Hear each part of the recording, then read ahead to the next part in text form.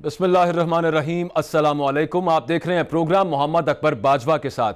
मुल्की सियासी हालात में नाजरीन, आजकल जहां पर एक तरफ कुछ ऐसे सवालात हैं जिनके जवाब जानने की कोशिश कर रही है ऑपोजिशन भी, हुकूमत भी, अवाम भी, वहीं एक सरासीमगी का आलम है, एक पैनिक की सी सिचुएशन है, ना सिर्फ हुकूमत के लिए बल्कि ऑपोजिशन के लिए भी।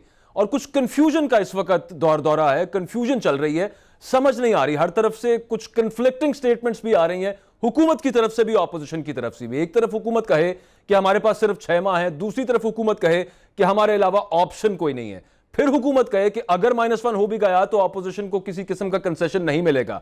ऑपोजिशन ये कहे कि इमरान खान हटा दिया जाने चाहिए, इमरान खान को घर चले जाना चाहिए, वोट ऑफ कॉन्फिडेंस लेना चाहिए। At the same time opposition कोई वोट ऑफ नो कॉन्फिडेंस की तहरीक लेकर भी ना आए, अमली इकदाम करके भी ना दिखाए। सूरत हाल आगे जा किस तरफ रही है, दोनों साइड सूंघने की कोशिश कर रही हैं, खासतौर पर ऑपोजिशन। और आगे क्या सूरत हाल डेवलप हो सकती है, इस सारी सिचुएशन पर बात करेंगे। हमारे साथ जो आज के गेस्ट हैं उनका आपसे तारुफ कराते जाएं। सरदार नबील कपूर साहब हैं, पाकिस्तान पीपल्स पार्टी के सीनियर रहनुमा, वजीर आज़म इमरान खान के बड़े अच्छे दोस्त भी हैं वैसे, और एक फार साइट रखते हैं, फोर्स ही कर लेते हैं चीज़ों को। और उनसे जानने की कोशिश करेंगे कि वो किस तरह देख रहे हैं आगे जो पॉलिटिकल डेवलपमेंट्स होने जा रही हैं, ये जो इस वक्त सूरत हाल है। बहुत शुक्रिया सर, प्रोग्राम के लिए आपने वक्त दिया। मिजाज कैसे हैं आपके? अल्लाह का शुक्र, आप खैरियत से हैं? अल्हम्दुलिल्लाह सर, बिल्कुल ठीक ठाक। सर सबसे पहले तो ये फरमाइएगा, अभी जो मैं बात कर रहा था, वजीर आज़म जो स्टेटमेंट्स दे रहे हैं, फवाद चौधरी साहब ने जो इंटरव्यू दिया, वज़रा जो ट्वीट्स कर रहे हैं, कन्फ्लिक्ट है उनके अंदर। एक तरफ लग रहा है कि जैसे कह रहे हूं कि उनके पास वक्त नहीं है, दूसरी तरफ कह रहे हैं कि हमारे पास ही वक्त है। मेरा सवाल बहरहाल आपसे ये है कि आसिफ अली जरदारी साहब की एक स्टेटमेंट है 4 रोज पहले की, कमर जमान कायरा साहब से टेलीफोनिक गुफ्तगू की और आपके मीडिया सेल ने वो रिलीज की। उन्होंने कहा कि जाले मुतहद रहें, आगे बहुत अच्छा टाइम आने वाला है। ये अच्छा टाइम कौन सा आने वाला है सर? देखिए, हम समझते हैं कि इमरान खान साहब एक गलत चॉइस थे। जिन्होंने भी चॉइस किया उनको प्राइम मिनिस्टर बनाने का, उनको ये एहसास नहीं था कि इमरान खान एक पॉलिटिशियन नहीं है, एक स्पोर्ट्समैन है। और स्पोर्ट्समैन भी इस तरह, जो उनका पास्ट रिकॉर्ड रहा है कि वो अपने ही टीम में जब भी हार रहे होते हैं तो वो सारा जो है मलबा अपने टीम पे डाल देते हैं और फिर चेंजेस ले आते हैं। आपने देखा होगा कि जो मेन जो काबीना के रुकन थे, जो मैं आपको मिसाल दूं, असद उमर के लिए वो हमेशा कहते थे कि विजर्ड है, एक हमारे पास जो इकोनॉमिकल विजर्ड और जो पूरा जो है चेंज लेकर आ जाएगा इस जो है डिपार्टमेंट के अंदर, फाइनेंस डिपार्टमेंट के अंदर। ठीक, उसी को उन्होंने चेंज किया फिर उन्होंने रेंट पे हमसे लिया, पीपल्स पार्टी से एक एडवाइजर लिया हफीज शेख साहब को, और उससे जो है वो फाइनेंस चलाने लगे। सर फाइनेंस का ये हाल, कप्तान तो यूं कर सकता है ना, किसी को 1 डाउन भेज दिया, किसी को 2 डाउन भेज दिया। असद उमर के पास अभी भी बहुत इंपॉर्टेंट मिनिस्ट्री है, ऑल टुगेदर फारग तो नहीं कह सकते हम कराया गया उन्हें। देखिए बाजवा साहब, ये क्रिकेट मैच नहीं है, ये मुल्क को चलाना और क्रिकेट मैच तो अलग अलग चीज़ है। एनालॉजी सर, मैं सिर्फ एक एनालॉजी दे रहा था, जो खान साहब भी देते हैं, अब आप लोग भी देना शुरू हो चुके हैं। मुल्क को चलाने के लिए आपको सेंसिबली मुल्क को चलाना। देखे, करप्शन 2 किस्म के होते हैं। एक करप्शन वो करते हैं, जैसे कहते हैं ना, नकल के लिए अकल की जरूरत है। जो प्रोफेशनल नहीं होते हैं वो फिर नकल ऐसे करते हैं कि वो पकड़े जाते हैं। इसी तरीके से जो ये कहते हैं कि जी करप्ट गवर्नमेंट थी पीपल्स पार्टी की, करप्ट गवर्नमेंट थी मुस्लिम लीग नून की, आजकल जो करप्शन हो रहा है वो टेक्निकल करप्शन हो रहा है। नकल से वैसे मुझे याद आया गबोल साहब, आपकी जब दौरे हुकूमत था पीपल्स पार्टी का, तो 3-4 वजीर खजाना तो तब भी चेंज हुए थे। इस नकल की बात तो नहीं कर रहे आप? नहीं, मैं एक ओवरऑल बात कर रहा हूँ। अच्छा, ओवरऑल बात कर रहा हूँ सही कि लैक ऑफ गवर्नेंस किस तरह है और करप्शन के तरीकेकार क्या है। यार क्यों हम कहते हैं कि इमरान खान नाकाम हुआ है गवर्नमेंट चलाने में? वो इसलिए कहते हैं, 2-3 वजूहात हैं। एक तो जो उन्होंने वादे किए थे कौम से, वो एक भी वादा उन्होंने पूरा नहीं किया। उन्होंने कहा हम कशकोल तोड़ देंगे, हम भीख नहीं मांगेंगे, हम खुदकुशी कर लेंगे, लेकिन हम भीख नहीं मांगेंगे। उन्होंने पूरा मुल्क जो है वो IMF को लीज पर दे दिया। फिर दूसरा, इन्होंने जो करप्शन की बात करते हैं कि जी ये नवाज शरीफ ने ये करप्शन की, जरदारी साहब ने ये करप्शन की, ये सब आजकल जो करप्शन हो रहा है मैं उस पर बात कर रहा हूँ। वो आजकल किस तरह करप्शन हो रहा है? चीनी स्कैंडल का करप्शन, अपने राइट हैंड आदमी अगर आप देख लें, उनको फेवर दिया, किसने दिया? जो करप्शन करवाता है उसको कोई हाथ नहीं डालता है। यानी सब्सिडी जो है वो चीफ मिनिस्टर देता है। सब्सिडी किसने दिया? पंजाब के चीफ मिनिस्टर ने। उसका नाम कमीशन के रिपोर्ट में नहीं है, उन्होंने उसका नाम रख लिया जी वसीम अकरम प्लस। और जिसके ऊपर आया करप्शन का, चीनी का रिपोर्ट में नाम, उसको मुल्क से बाहर जाने दिया गया। फिर करप्शन का दूसरा तरीका मैं आप फोरेंसिक ऑडिट होना है ना, वो तो काफी उसमें टाइम लगेगा। आई होप के we agree on this point कि फोरेंसिक ऑडिट में फाइल्स खुलनी है, खाते खुलने लंबा टाइम लगेगा। आ जाएंगे, तब तक वापस ना आए तो फिर हम जरूर पूछेंगे कि आपके दौर में गए थे, इजीली चले गए, आपने आप जाने क्यों दिया उन्हें? अकबर साहब, अब आपके रिपोर्ट में जब नाम आ जाता है, अगर रिपोर्ट में 4 लोगों का नाम आ जाता है तो फिर आप उसको कहते हैं अब आप मुल्क नहीं छोड़ के जा सकते, क्योंकि रिपोर्ट में नाम आया आपका। फिर आपने उसी रिपोर्ट में एक वजीर का जिक्र किया, वफाकी वजीर का, कि उसका कसूर नहीं है, उसके भाई का कसूर है। तो मुझे एक चीज पता है कि जब आप सियासत में होते हो, आप अपने नाम पर कुछ नहीं करते हो, आप अपने फैमिली के नाम पे करते हो। आपको उसका इंक्वायरी करना चाहिए था, आपने उसके बदले में उस वजीर को और अच्छी वजारत दे दी। फिर आ जाए आप, ये तो चीनी माफिया की मैंने बात की, आटा माफिया की मैंने बात की। बोल साहब, यहाँ पे आपके तो दोस्त हैं खान साहब, यहाँ पे आपको लग क्या रहा है कि ये उन्हें बेवकूफ बनाया जा रहा है? ब्यूरोक्रेसी जो बता देती, जो फाइलें सामने पेश करती थी, उन्हें वो रेटिफाई कर देते हैं, उन पे मोहर शब्द कर देते हैं? या फिर आप बाकायदा एक्यूज कर रहे हैं कि इमरान खान, जो हमेशा ही कहता रहा कि मैं करप्ट नहीं हूं, और आप भी कहते रहे कुछ अरसा, अब आप ये कह रहे हैं कि वो करप्ट हो चुके हैं? मैं आपको ये कहना चाह रहा हूं कि इमरान खान को वो एक पॉलिटिकल विजडम नहीं है उसके पास, एक सियासी सोच नहीं है, कान के बड़े कच्चे हैं वो। अगर वो अकबर बाजवा को देख के पसंद करते हैं और कहते हैं यार ये बंदा बड़ा जबरदस्त एंकर है, इस बंदे को मैं अपना पीआरओ बनाना चाहता हूं, लेकिन अगर असद उमर या उसके जो करीबी 2-4 लोग आके उसको बोले कि यार ये अकबर बाजवा जो है ये एंकर अच्छा है लेकिन ये बंदा सही नहीं है, इसको नहीं लो अपने साथ, तो वो कहेगा अच्छा, आप एग्जांपल कोई और ही रखें। चलें ठीक है, खैर पॉइंट टेकन सर, मिसाल मैंने आपकी समझ ली, लेकिन मैं आपसे पूछना ही चाह रहा था, जरदारी साहब जो कहते हैं जियाले मुत्तहिद रहे, अच्छा वक्त आने वाला है, अब थोड़ा सा इसके 2 पार्ट्स हैं। अच्छा वक्त आने वाला से क्या मुराद है? कि यानी पीपल्स पार्टी हुकूमत में आ सकती है, या आगे नेशनल गवर्नमेंट बन सकती है, या उनके केसेस खत्म हो जाएंगे? आपका क्या ख्याल है, किसको वो अच्छा वक्त कह रहे हैं? मैं पहले खत्म कर लूं, पेट्रोलियम का मैं बात करना चाहता हूं, पेट्रोलियम माफिया का। अब आप देखें, 1 महीने के अंदर पेट्रोल की कीमत गिरा दी और पेट्रोल को गायब कर दिया। पेट्रोल को स्टॉक किया, किसने स्टॉक किया? और 1 महीने बाद जब पेट्रोल की कीमत बढ़ा दी तो पेट्रोल बिकना शुरू हो गया। ये कोई मामूली करप्शन नहीं है, ये $1 ट्रिलियन का करप्शन है। वो कहते हैं सर इस पर भी कमेटी बन गई है कल।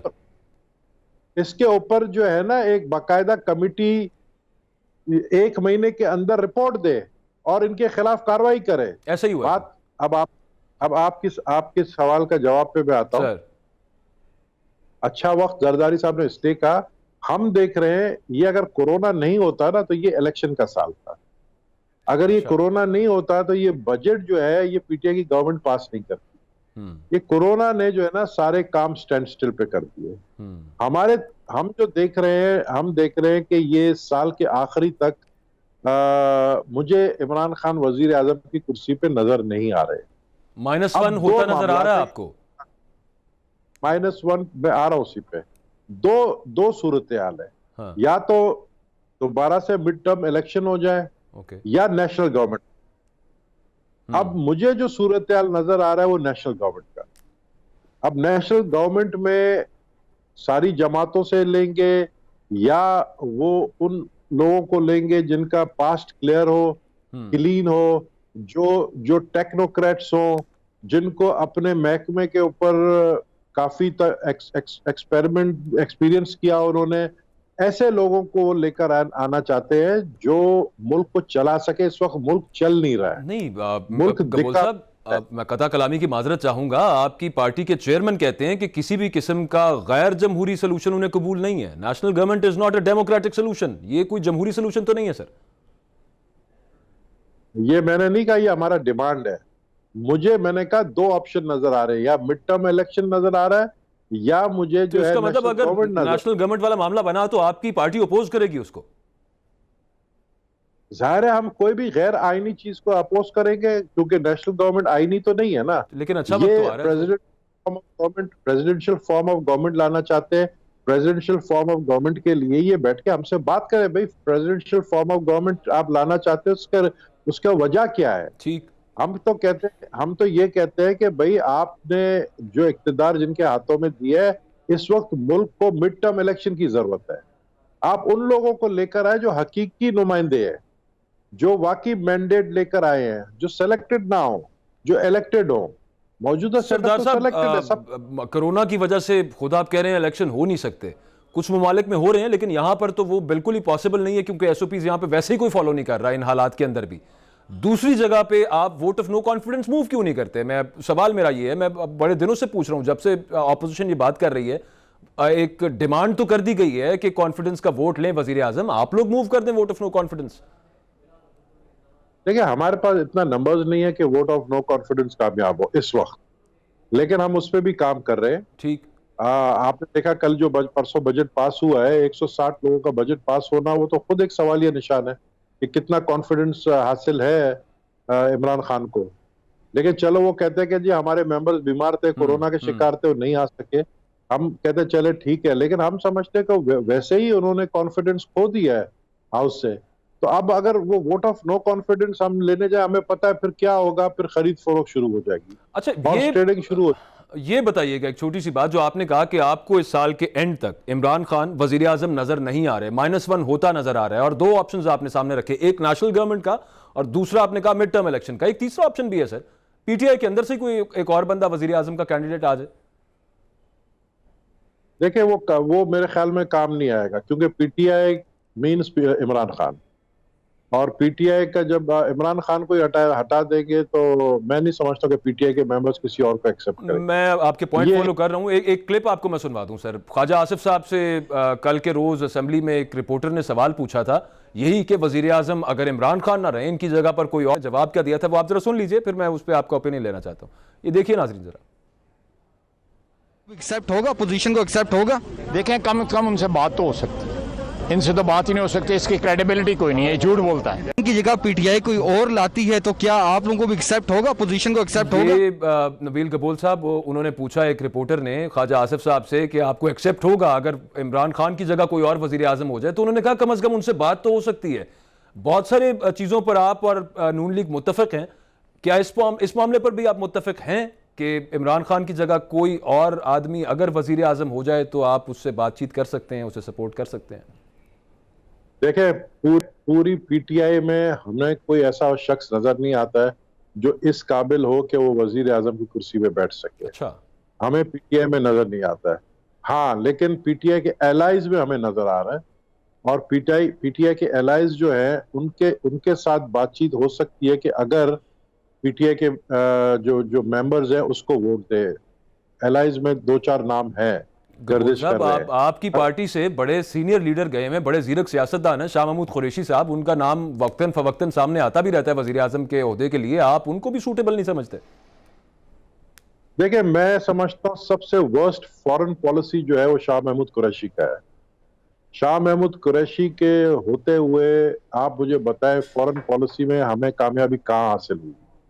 सबसे बड़ा मिसाल तो यह है कि आपका यूनाइटेड नेशन में इंडिया के सामने अपोज ही नहीं किया पाकिस्तान की फॉरेन मिनिस्ट्री ने। कम से कम आप यूनाइटेड नेशन में अपोज तो करते हैं उनके इलेक्शन में।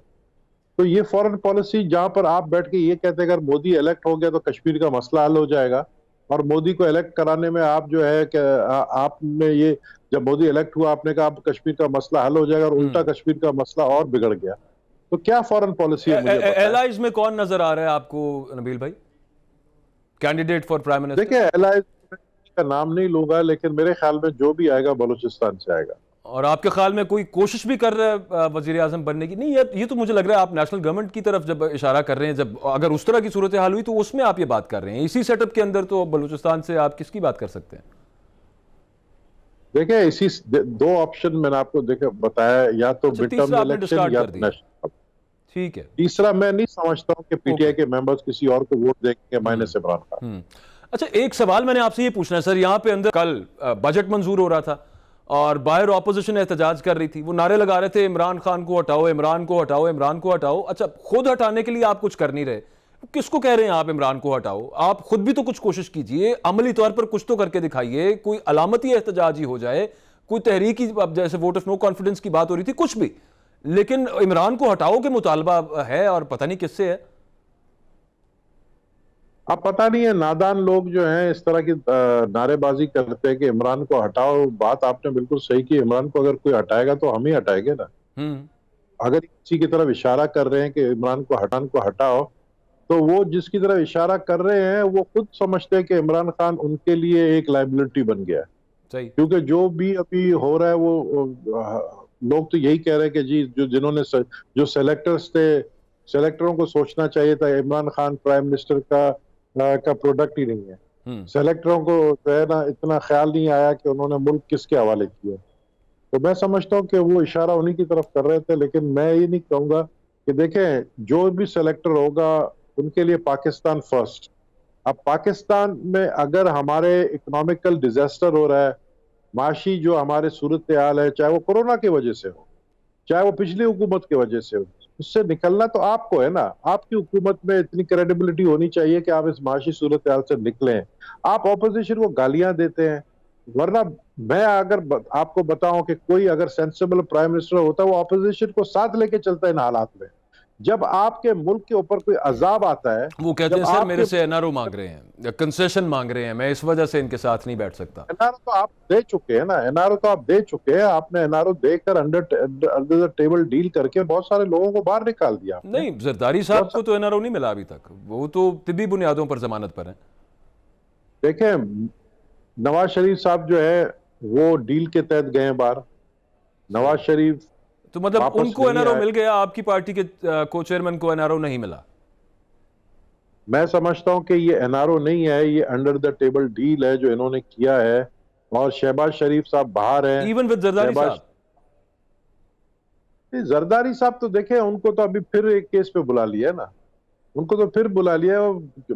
जरदारी साहब के ऊपर तो उन्होंने एक तलवार लटकाया हुआ है। नबील भाई, अगर दोनों को साथ रख के इक्वेट करें केस को, तो वो भी जमानत पर बाहर, तिब्बी जमानत पर, आसिफ अली जरदारी भी तिब्बी जमानत पर घर पे, तो फर्क कितना?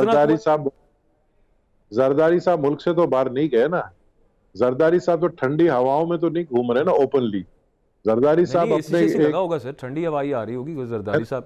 जरदारी साहब अपने घर के अंदर बैठे हुए ना, पाकिस्तान में बैठे हुए हैं, लेकिन दूसरे तो पाकिस्तान छोड़ के चले गए। साहब हो सकता है वैसे आप कहें उन्हें कि जरदारी साहब बाहर जाना चाहते हैं, मेरा नहीं ख्याल उन पे कोई बाहर है, उनका नाम ईसीएल पे तो नहीं है जरदारी साहब का, वो जब चाहे चले जाए, एक ही बात है। मैं यही तो कह रहा हूं, दो किस्म के लीडर होते हैं। एक लीडर होता है जो मुल्क में बैठ के फेस करता है, वो अलग बात है, और एक लीडर जो बाहर चला जाता है, वो अलग बात है ना। लेकिन केस तो दोनों के सेम है, सिमिलर केस है दोनों का। केस की मैं बात नहीं कर रहा हूं, मैं बात कर रहा हूं कि वो कौन सा लीडर है जो फेस कर सकता है, सही, जो म्यूजिक फेस कर सकता है। बिल्कुल ठीक, बिल्कुल ठीक। अच्छा, ये एक छोटा सा शॉर्ट आज जो गुफ्तगू कर रहे थे बिलावल साहब, मैंने वो भी आपको सुनवाना है, उस पर आपका कमेंट लेना चाहूंगा।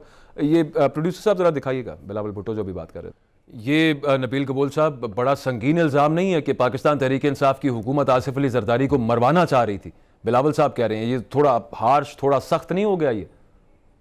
मेरे ख्याल में कोई अगर पेशेंट जिनको कॉम्प्लिकेशंस हैं, मल्टीपल कॉम्प्लिकेशंस हैं, वो अगर इस सूरत हाल में नैब में भी पेश होता है और अगर गिरफ्तार होता है, जेल में जो हालात है, मुझे बताएं क्या उसके सेहत को खतरा नहीं होगा? लेकिन इंटेंशनली कहना कि कोई मरवाना चाह रहा है, सेहत को खतरा हो सकता है, ये दो मुख्तलिफ बातें नहीं है क्या? यही बात है ना कि अगर आप ऐसे हालात में एक मरीज को जो बीमारी से गुजर रहा है, आप उसको कोरोना इन्फेक्टेड जगह पे बिठा दें, और इस एज में अगर किसी को कोरोना हो जाए और फिर उसको आप तिब्बी सहूलत भी ना दे जेल के अंदर, तो ये मरने वाली बात होगी। अच्छा, कोरोना से सर मुझे याद आया, आखिरी चीज है, सिर्फ इस पे कमेंट कर दीजिएगा। आज जो प्रेस कॉन्फ्रेंस थी उसमें बिलावल साहब ने कहा कि हुकूमत ने कोरोना के खिलाफ इकदाम नहीं उठाए, और इससे मुराद उनकी थी कि उस तरह का लॉकडाउन नहीं किया जिस तरह का हम कह रहे हैं।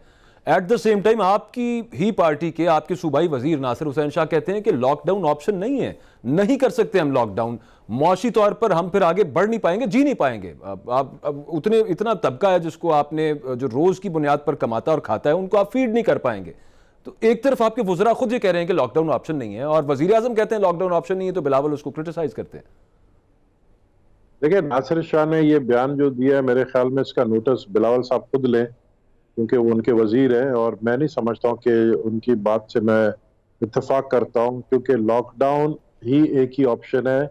अमेरिका का आप सबसे बड़ा एक अमेरिका का रिजल्ट देख लें। अमेरिका ने लॉकडाउन लिफ्ट किया, एक दिन में 40,000 कल एक दिन में लोग जो है इन्फेक्ट हुए एक दिन में, और आने वाले दिनों में वो कहते 1 लाख लोग दिन में इन्फेक्ट होंगे। उसकी रीजन क्या है कि उन्होंने बीचेस खोल दिए, उन्होंने पब्स खोल दिए, उन्होंने रेस्टोरेंट खोल दिए, उन्होंने सब जगह, उन्होंने लोगों का वहां पर कोई एसओपी नहीं है। यानी इलेक्शन हो रहा है, ट्रंप जो है खिताब कर रहा है हजारों लोगों से, और एक ने भी मास्क नहीं पहना है, मैंने कल रात को देखा, और सब एक दूसरे के साथ जो है बिल्कुल जोड़ के खड़े हुए हैं। तो वो उसकी वजह बनी ये वायरस फैलने का। हम ये समझते हैं कि ये जो लॉकडाउन को लिफ्ट किया था ईद से पहले, ये लिफ्ट करने से आपने ज्यादा से ज्यादा वायरस को फैलाया है, क्योंकि लोग बाहर निकले, मार्केटों में गए, बाजारों में गए, और वायरस फैला। आपका पॉइंट जो आ गया, वो आप कहना ये चाह रहे हैं कि नासिर हुसैन शाह साहब को ये स्टेटमेंट नहीं देनी चाहिए थी। बिलावल भुट्टो साहब जो कह रहे हैं वो दुरुस्त कह रहे हैं, और उनकी तनकीद बजा है इमरान खान साहब पर। बहुत बहुत शुक्रिया। सरदार नबील गबोल साहब हमारे साथ मौजूद थे प्रोग्राम में। वक्त दिया, एक ब्रेक लेते हैं नाजरीन। ब्रेक से वापस आएंगे तो हम बात करेंगे पाकिस्तान इंटरनेशनल एयरलाइन स्कैंडल की। हुकूमती वजीर हैं गुलाम सरवर खान, उन्होंने जो स्टेटमेंट दी पार्लियामेंट में और फिर रिटन फॉर्म में दे दिया, उससे पाकिस्तान की दुनिया भर में कितनी सुबकी हुई है और कितना नुकसान होने वाला है, इस सारे मामले पर बात करेंगे इस ब्रेक के बाद।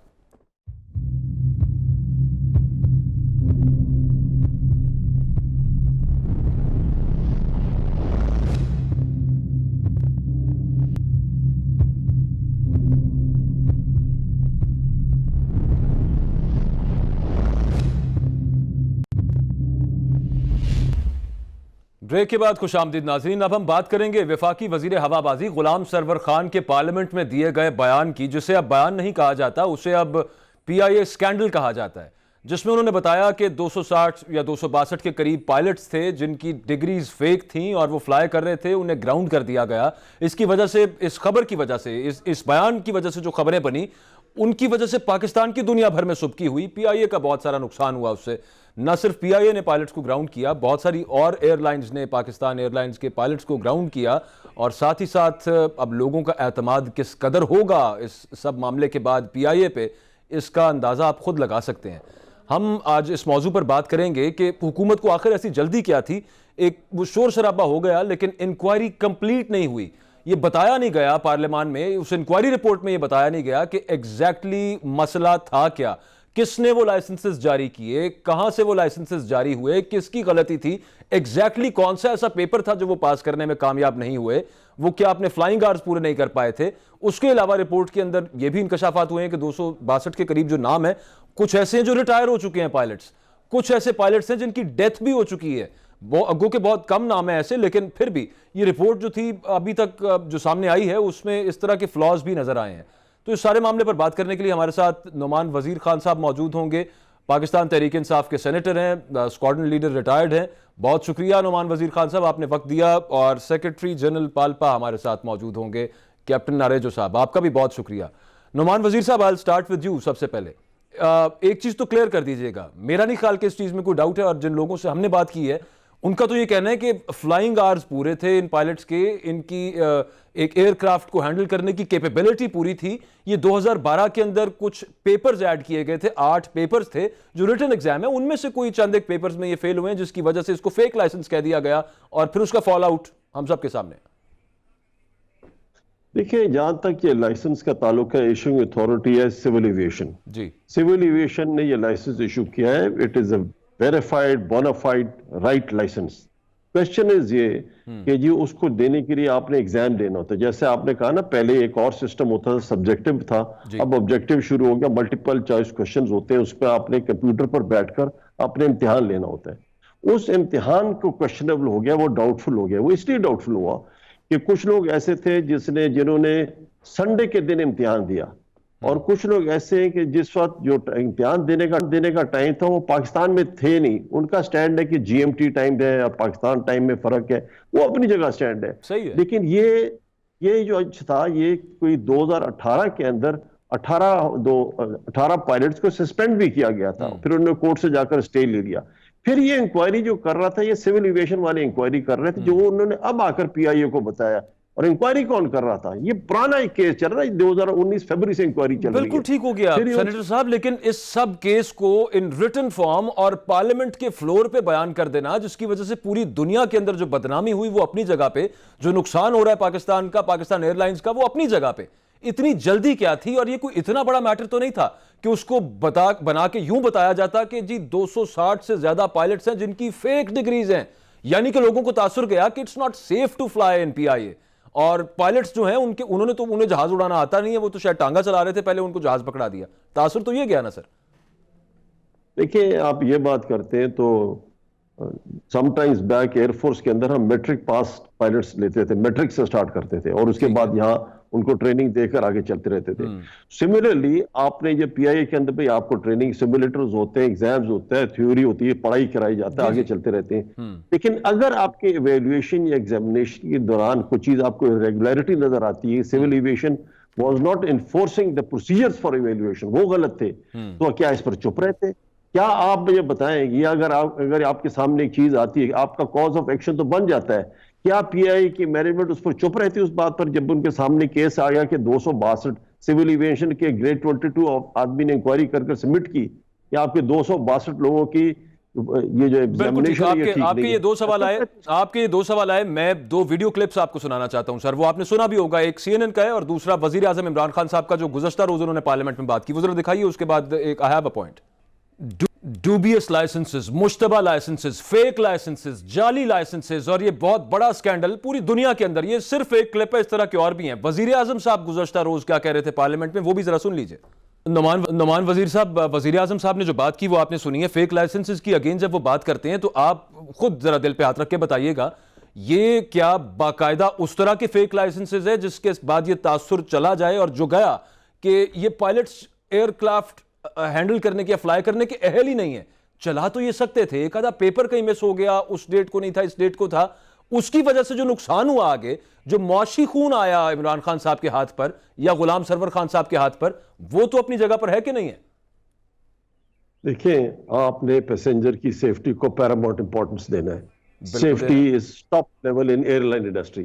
अगर आपको पता चलता है, आप होते हैं अगर चेयरमैन पीआईए या मैनेजमेंट डिसीजन लेना होता है, आपके सामने एक ग्रेड 22 के अफसर ने एक साल पुरानी इंक्वायरी, एक साल से इंक्वायरी हो रही है, उसके अंदर आता है कि 262 लोग ठीक नहीं थे, उनका डिग्री सर्टिफिकेट लाइसेंस ठीक था, लेकिन अनफेयर मींस अडॉप्ट किए थे ड्यूरिंग टेकिंग दैट एग्जाम। बिल्कुल ठीक हो और गया। जो भी था, जो इंक्वायरी कमेटी ने किया, उसने कहा ये 262 लोग थे, तो इस पर हम चुप रहते? क्यों चुप रहे? ना रहते, हम चुप क्यों ना रहते सर? को रिस्क में डालें? नुमान साहब चुप ना रहते, काम ये करते कि इंक्वायरी रिपोर्ट में सबको शामिल करते कि ये 262 पायलट्स हम ग्राउंड करने लगे हैं, इनका लाइसेंस हम इसलिए समझते हैं कि फलां पेपर, फलां दिन, फलां एग्जाम इन्होंने नहीं लिया, लिहाजा इनको हम ग्राउंड कर रहे हैं। लेकिन पार्लियामेंट में on the floor of house, सबसे बड़े हाउस में, ये कह देना और रिटन फॉर्म में इंक्वायरी रिपोर्ट दे देना कि फेक लाइसेंसेस पिछले दौर में भर्तियां होती रही हैं, दुनिया में उससे जो तासुर गया वो बहुत गलत गया सर। बताने का तरीका मुख्तलिफ हो सकता था। इंक्वायरी जो अभी आप बात बता रहे हैं, इस तरह की एक चीज भी आप मुझे बता दीजिए, गुलाम सरवर खान साहब ने बताई हो।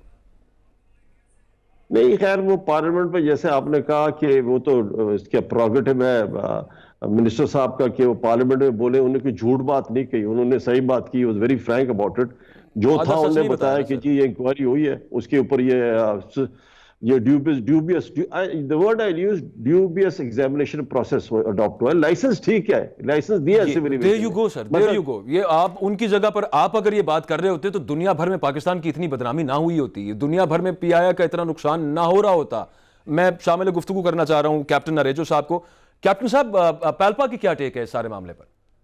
अस्सलाम वालेकुम, थैंक यू वेरी मच। मैं ऑनरेबल सेनेटर की बात को कंटिन्यू करूंगा कि ऑनरेबल सेनेटर साहब ने बोला कि ये लाइसेंस के अजरा में शायद कोई प्रोसीजर लैप्स है। अब आप मुझे एक बात बताएं, एक डिपार्टमेंट के 22 ग्रेड के ऑफिसर साहब पिछले 1 साल से इंक्वायरी कर रहे हैं, उन्होंने वो लैप्सेस तो बताए नहीं। एक उन्होंने लिस्ट इशू की जिसको सस्पिशियस लिस्ट कहा गया है। What do you understand by suspicious?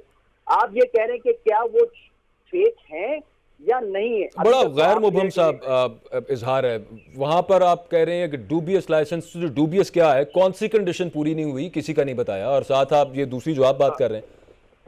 और दूसरी बात ये कि एक बात मुझे बताएं, ये लिस्ट इशू की है किस डिवीजन ने? ये लिस्ट इशू की है एविएशन डिवीजन ने। हमारे लाइसेंसिंग इशू करते हैं सिविल एविएशन ऑफ पाकिस्तान। क्या अभी तक सिविल एविएशन ऑफ पाकिस्तान ने एज पर द प्रोसीजर किसी पायलट को भी शो कॉज करके ये कहा है कि आपके लाइसेंस में ये प्रॉब्लम है और मुझे विद इन सर्टेन पीरियड इसका जवाब दिया जाए? वो प्रोसीजर कंप्लीट नहीं किया गया। उसके अलावा मुझे एक बात बताएंगी कि ये 140 पायलट पीआईए के हैं। मैं इसके सिलसिले में भी कोई बात नहीं करूंगा क्योंकि we are very open, we are going to the court of law because we have to But I guess the damage has been done. आप चले भी जाएं कोर्ट ऑफ लॉ में, वहां पे वो डिस्प्रूव भी हो जाए। दुनिया ने तो जो इमेज लेना था ले लिया पाकिस्तान का। बिल्कुल सर, और अब ये प्रूव करना होगा उन लोगों को जिन लोगों ने हम पे इल्जाम लगाया कि हमारे फेक लाइसेंसिंग है। जब 1 साल के ऑनरेबल सेनेटर सुन रहे हैं, क्योंकि ये हमारी आवाज आगे पहुंचाएंगे, कि 1 साल के पूरे ड्यू प्रोसेस में आज तक इन्होंने ये नहीं फरमाया, जिन लोगों ने इन्वेस्टिगेशन की, कि ए के लाइसेंस में ये फर्क है या बी के लाइसेंस में ये फर्क है। जब तक एक इन्वेस्टिगेशन कंप्लीट नहीं हुई, ऐसे मौके पर इस लिस्ट को शाया करने की क्या जरूरत थी? नंबर 1। नंबर 2, क्योंकि इन्वेस्टिगेशन हो रही थी एक्सीडेंट की, जिसके बारे में हमने पहले ही अपने शक व शुबात का इजहार किया था कि जो प्रोसीजर अडॉप्ट नहीं किया वो सही नहीं है। उसके बाद ये लिस्ट आई, और उसके बाद जो तीसरी चीज, जो एआसा की रिपोर्ट आई, जिसपे भी हमें इल्जाम लगाया गया कि ये पायलट की वजह से हुआ है। एआसा की रिपोर्ट सामने है, ऑनरेबल सेनेटर साहब हमारे अपने सेनेटर हैं, एआसा की रिपोर्ट पढ़ रहे हैं क्योंकि इनका एविएशन से पूरा बैकग्राउंड है। एआसा की रिपोर्ट के अंदर जो बताया गया है वो सेफ्टी लैप्सेस हैं। मेरे तो 2 सवाल हैं नुमान वजीर साहब, 3 सवाल उन्होंने पूछे, मेरे 2 सवाल हैं, उनका जवाब प्लीज दीजिएगा। पहली तो ये कि ये तो एयर क्रैश की इन्वेस्टिगेशन हो रही थी, आपने मतलब it can stand upon its own feet, वो अपने मेरिट पे पता चल जाता उस इन्वेस्टिगेशन के अंदर जो वहां पर गुलाम सरवर साहब पेश करते। साथ ये बता देने की जरूरत ही क्या थी? ये तो एक ऑनगोइंग इंक्वायरी थी, वो आपने अगर इंटरनल इंक्वायरी पहले पूरी हो जाती उसके बाद ये करते। दूसरी बात जो मैं आपसे पूछना चाह रहा हूं, जो अभी नारेजो साहब ने बात की है, शो कॉज करते, पूछते उनसे, ये मामला पहले इंटरनली रहता और उसके बाद इसको आहिस्ता आहिस्ता ये इन्फॉर्मेशन बाहर आ जाती, कोई हार्म नहीं है उसके अंदर, लेकिन ऐसे मोमेंट पर इस तरह आना, उससे नुकसान नहीं हुआ पाकिस्तान का क्या? देखिए, पहले जो अभी रिपोर्ट सबमिट हुई है, जो इंक्वायरी कमेटी ने जो रिपोर्ट जो है उसके अंदर अभी तो सिर्फ जो डेटा है ना, फैक्ट्स हैं, वो सामने आए हैं। अब उसके डेटा के एनालिसिस है, it is going to take a lot of time, फिर आप कंक्लूड करेंगे कि क्या गलती थी। तो इट्स टू अर्ली टू से कि ये किसी को ब्लेम कर देना, टेक्निकल कर देना या ह्यूमन एरर कर देना। It's too early to say this thing. तो it's too early to say for Ghulam Sarwar Khan as well ना, उनके लिए भी बहुत अर्ली था ये कहना, उन्हें नहीं कहना चाहिए था ये पहले। क्या चीज नहीं कहनी चाहिए? कि अब फेक लाइसेंसेज हैं, पिछले दौर में भर्तियां हुई हैं, जाली लाइसेंसेज पर पायलट चला रहे हैं, और वजीर आजम खान ने उनको इजाजत दी तो उन्होंने ये बात की। मैं आपको ये बात बताऊं, मैं सेनेट की एविएशन कमेटी में भी हूं और पिछले 1 साल से उस पर डिस्कशन हो रही है कि बार बार आता है, मुशाहिदुल्लाह साहब PMLN के उस पर इशू लाते हैं कि ये जो फेक डिग्रीज वाले हैं, जो एस्टेब्लिश है, HSC एस्टेब्लिश है, मैं केबिन क्रू की बात नहीं कर रहा, मैं ओवरऑल PI की बात करता हूँ, उसमें केबिन क्रू वाले भी इन्वॉल्व है, 18 पायलट्स भी बीच में इन्वॉल्व थे, कि इनकी डिग्रीज फेक है उसकी। और what is saying responding back इसके, जितना ये लोग हैं वो बड़े ज्यादा 200-250 लोग से भी ज्यादा लोग हैं, जिसमें ट्रैफिक वाले भी सारे हैं। उसके अंदर उसने क्या कहता है कि जी इनके खैर फेक डिग्रीज है, इनको आप चलने दें, इनको आप थोड़ा सा पनिशमेंट कर दें कि 10-15-20 हजार रुपए जुर्माना करके इनको चलने दें। सॉरी, अगर एक आदमी ने फेक डिग्री करना, my stand at that committee was कि अगर किसी के फेक डिग्री है, you have to remove him from service. उसने किसी और के मेरिट्स पर चांसेस खराब किए। नंबर 2, उसके ऊपर आपने से रिमूव नहीं करना है, आपने FIR रजिस्टर करना है। नहीं, वो बात आपकी बिल्कुल दुरुस्त है, लेकिन that is a separate issue. Noman Wazir साहब, मैं एक एग्जांपल यहां पे देना चाहूं। पाकिस्तान के अंदर लोग गाड़ियां चलाते हैं और मेरा ख्याल है 99% लोगों के पास लाइसेंस शुरू में उन्होंने बनवाया नहीं होता, 20-20 साल बाद जाके लोग लाइसेंस बनवाते हैं, but they are perfect drivers, गाड़ी वो बेहतरीन चला सकते हैं। मतलब एक अगर टेस्ट हो तो वो तो अब जाके यहाँ पे कोई जहमत करता है टेस्ट देने की, या इस तरह का कोई तकल्लुफ किया जाता है, पहले तो नहीं था किया जाता। इसी तरह की एक रिपोर्ट फिर ये भी अगर हम बनवा लें और फिर वो पेश कर दें पार्लियामेंट के अंदर कि जनाब इतने फेक लाइसेंसेज हैं और ये लोग मौत के परवाने लेकर सड़कों पर फिर रहे हैं, लोगों को मारते फिर रहे हैं, इस वजह से एक्सीडेंट हो रहे हैं रोड्स के ऊपर, तो क्या आपका नहीं ख्याल कि ये भी पाकिस्तान के खिलाफ एक खबर बनेगी पूरी दुनिया के अंदर, और पाकिस्तानी जहां जहां रह रहे हैं उनके जो इंटरनेशनल लाइसेंस पाकिस्तान से बने हुए हैं फिर वो भी कैंसिल होंगे? तो इसी तरह का इंपैक्ट हो गया ना इस मामले का भी। देखिए, अगर आप ये कहना चाह रहे हैं कि जी अगर जो कमर्शियल पायलट्स जो है, मतलब ये एक तो एयरफोर्स वाले हमारे फाइटर पायलट्स हैं ना, they don't need such sort of licence और एनीथिंग, इंडिविजुअल वो चला रहे, इवन C-130 वगैरह उनको भी नहीं जरूरत होती इसकी सी। लेकिन यहाँ जो एयरलाइन जो पैसेंजर कैरी कर रहा है, देयर सर्टेन प्रोसीजर्स। अभी भी आपको जो यूरोपियन यूनियन ने जो उसको आपने उसको लगाया ना, यूरोपियन यूनियन एविएशन ने, उन्होंने जो सेफ्टी एजेंसीज ने जो थर्ड कंट्री ऑपरेटर्स की परमिट आपकी कैंसिल की है PIA की, वो इसलिए की है कि आपने जो एक सिस्टम, सेफ्टी मैनेजमेंट सिस्टम बनाना था, सिविल एविएशन ने इंप्लीमेंट करना था, that has still yet not been implemented, जो पिछले 1 साल से चल रहा है। तो ये हालात थे आपके PIA के अंदर, whether it is the management या सिविल एविएशन की गलती है कि चीजें प्रोसेस नहीं फॉलो किया गया, वो अभी तक नहीं किया। टोटली एग्रीड सेनेटर साहब। इस पे सिर्फ एक क्विक रिप्लाई ये कर दीजिएगा कि ये तमाम प्रोसीजर्स क्या इंटरनली पहले फॉलो नहीं थे कराए जा सकते, और फिर उसके बाद ये कहा जाता कि जनाब ये अब हमने दे दी है सारी रिपोर्ट, ये तमाम इंफॉर्मेशन है जो हमारे पास आई है, ये तमाम मिसकॉन्डक्ट है या ये वो कंडीशंस हैं जो पूरी नहीं थी हुई, तो ये अब आपके सामने, तो उसका ये इम्पैक्ट ना होता। आई रिपीट, नहीं, आप सही कहते, अगर नहीं कहते तो इम्पैक्ट ना होता है, लेकिन फिर आपके पार्लियामेंटेरियंस और ऑपोजिशन वाले कहते हैं कि why aren't you sharing the complete information with us, you could have why shared were with you them. Hiding this information.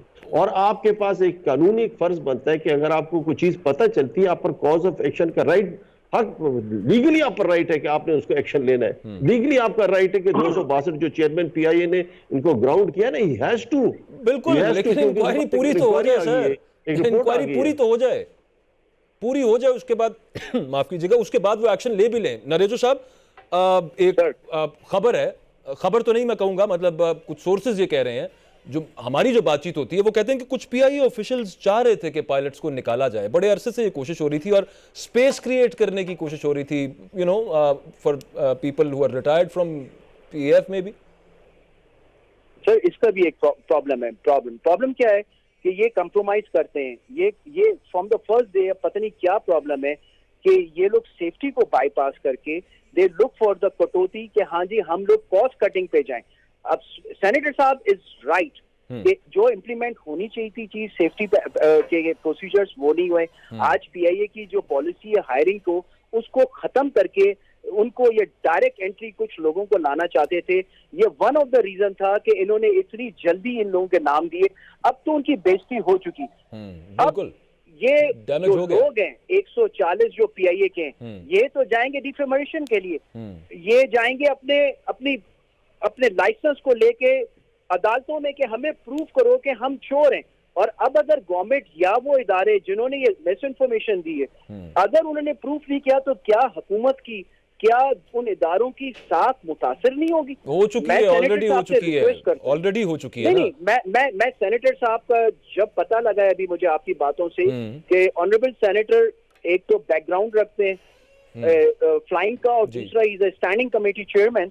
I ask him कि काइंडली आपको बहुत सी बातें आप क्लियर हैं, लेकिन अब आप इन चीजों को पहले पूछें तो अपने फ्लोर पे लोगों से कि ये क्या प्रोसीजर लैप्सेस क्यों किए गए, क्योंकि ये स्याद तरीन दिन है PIA के पायलट्स का, पाकिस्तान का, क्योंकि अब हम लोग बाहर भी नहीं जा सकते।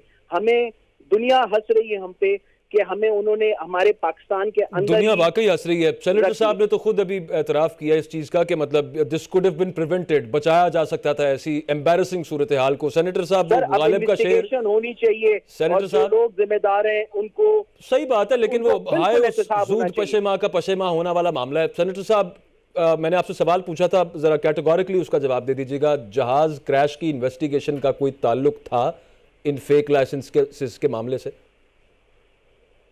नहीं, कोई ताल्लुक नहीं था, कोई ताल्लुक नहीं था। लेकिन ये एक मैं आपको बात बता दूं, ये अभी सिर्फ ये आइडेंटिफाई हुए ये 262 लोग, जिसमें 140 PI के, they will be given a show cause notice, they will be properly heard and speaking decision. Last question sir, last question sir, यानी they shall be taken to task, उनको ले जाना चाहिए, कानून के मुताबिक उनके खिलाफ कार्रवाई होनी चाहिए। लेकिन ये जो नुकसान हुआ है, इसमें वजीर आजम और वजीर हवाबाजी क्या जिम्मेदार बिल्कुल भी नहीं है इस सारे मामले के लिए, इस फियास्को में?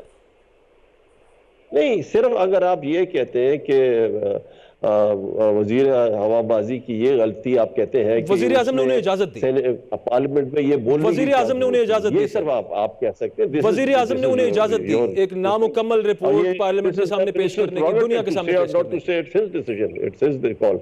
You cannot command this, order him not to say this thing. Sir मैंने आपको क्लिप सुनाया, वजीर आजम ने बताया है कि मुझ पे दबाव था, मैंने इजाजत दी, वजीर आजम ने इजाजत दी और वजीर हवाबाजी ने वो on the floor of house और पूरी दुनिया के सामने वो रखा, जिसकी वजह से सब कुछ हुआ। तो अल्टीमेटली वजीर आजम पर भी कुछ जिम्मेदारी तो आती है ना। देखिए, जिम्मेदारी उस पर आती है कि जो डिप्टी डीजी रेगुलेटर है और डिप्टी डीजी आईटी है, जिसने ये मेल प्रैक्टिसेस परमिट किए पिछले कुछ 3, 4, 5 साल, ये जो 262 नहीं, चलो कम हो जाएंगे, 50 हो जाएंगे। सर वो ये इरेगुलरिटी हुई है, बिल्कुल ठीक है, लेकिन अब आपकी बात अपनी जगह पर बजाय, लेकिन वजीर आजम इमरान खान साहब जब ऑपोजिशन में होते थे तो उस वक्त उनकी लॉजिक मुख्तलिफ होती थी। वो कहते थे कि जो लोग इन पावर होते हैं और एट द हाईएस्ट लेवल होते हैं और जो डिसीजन मेकिंग कर रहे होते हैं, उन पर सबसे ज्यादा जिम्मेदारी आती है, सबसे पहले उनको मूरद इल्जाम ठहराना चाहिए और उनको कानून के मुताबिक सजा होनी चाहिए। इस केस में ऐसा होगा या नहीं होगा, एनीवेज डिस्कशन आपके सामने थी। Thank you very much senator Numan Wazir साहब, thank you very much for your time. Programme का वक्त खत्म हो गया। कैप्टन नरेजो साहब, आपका भी बहुत शुक्रिया। इजाजत दीजिए नाजरीन, अल्लाह हाफिज।